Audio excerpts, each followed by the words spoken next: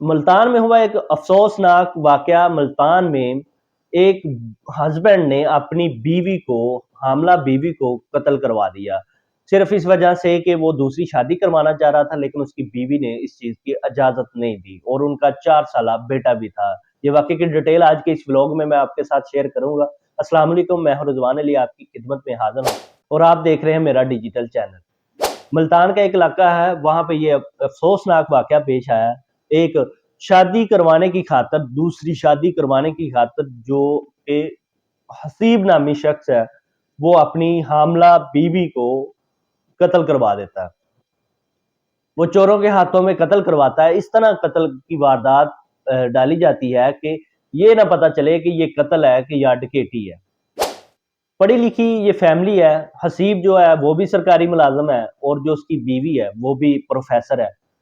13 दिसंबर को हसीब के ससुराल वालों ने एक छोटा सा फंक्शन रखा हुआ था।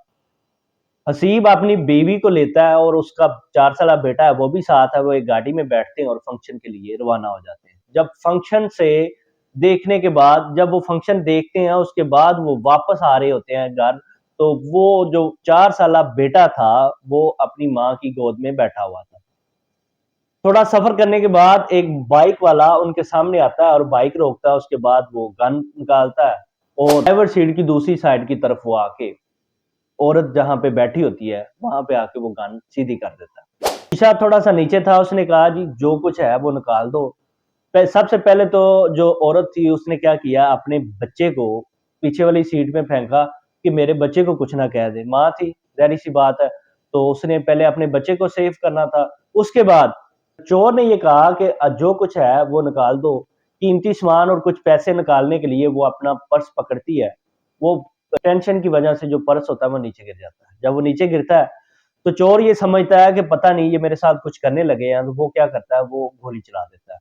एक नहीं, चार चार वो फायर करता है। उसके बाद उस औरत को वो कत्ल करके वहां से फरार हो जाता है। हसीब जो होता है वो अपनी बीवी को लेता है, वैसे ही गाड़ी भगाता है और नश्तर हॉस्पिटल मुल्तान में पहुंचता है। और वहां पे जाके जब डॉक्टर ने उसको देखा, उसकी बीवी को देखा, तो वो तो फौत हो चुकी थी। डॉक्टर ने बताया ये फौत हो गई है, ये पुलिस का मामला है, तो आप ऐसा करोगे, पुलिस वालों को इन्फॉर्म करो।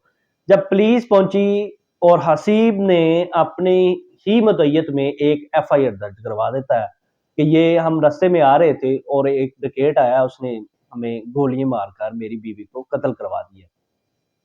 रिश्तेदार इकट्ठे हो जाते हैं।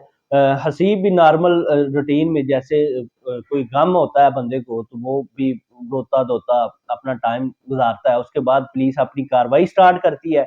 सबसे पहले हसीब को अपने गटारे में लेके आती है पुलिस से, तहकीकात होती है कि हसीब बताता है कि हमारी किसी के साथ कोई दुश्मनी नहीं है, हम इस तरह के लोग नहीं हैं। लेकिन जब पुलिस उस चोर तक पहुंचती है, उस चोर को पकड़ा जाता है और जो चोर होता है वो साफ-साफ पुलिस वालों को सारा कुछ बता देता है कि इस औरत को मैंने क्यों मारा है। वो कहता है कि मैंने इसकी सुपारी ली हुई है 15 लाख में, जिसमें से 2 लाख एडवांस इसने मुझे दे दिया था और 13 लाख जो कि बाकी मैंने लेना है। पुलिस ने कहा जी उस बंदे का नाम बता दें हमें, जिसने आपको सुपारी दी है। उसने हसीब का नाम बताया और पुलिस इस बात से हैरान थी कि एक आदमी जिसके बच्चे हैं, एक 4 साल बेटा है और हामला औरत है जिसकी नेक्स्ट मंथ डिलीवरी थी, उसको वो कैसे कत्ल करवा सकता है। जब पुलिस ने हसीब को पकड़ा, हसीब ने सारी की सारी बात बताई कि मैं दूसरी शादी करवाना चाहता था, लेकिन बीवी मेरी जो है ना इस बात से राजी नहीं थी।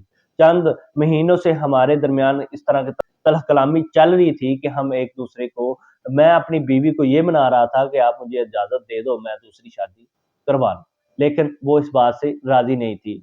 इसको इस झगड़ा, रोज रोज के झगड़े को खत्म करने के लिए उसने क्या कहा कि मैं इसको कत्ल करवा देता हूँ, उसके बाद मैं दूसरी आराम से शादी करवा लूंगा।